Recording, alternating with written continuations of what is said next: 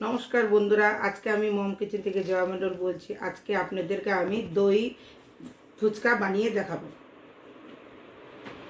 দই ফুচকা বানাতে লাগছে, প্রথমে ফুচকা আমি ঘরেই বানিয়ে নিয়েছি। আলু আলু মাখা, তেঁতুলের জল, মিষ্টি চাটনি, ভাজা মশলা, দই, পেঁয়াজ কুচি, চাট মশলা, টমেটো সস, ভুজিয়া।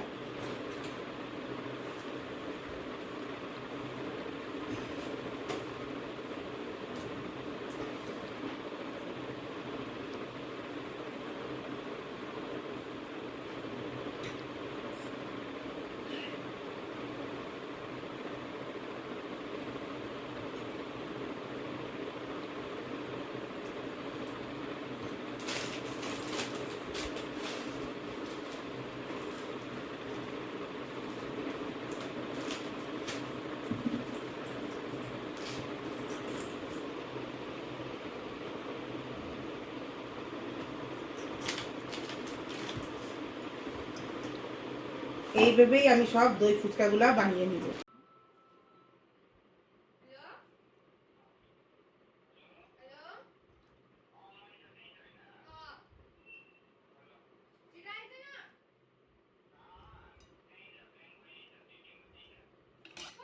আমার ভিডিওটা পছন্দ হলে লাইক, শেয়ার, সাবস্ক্রাইব করবেন।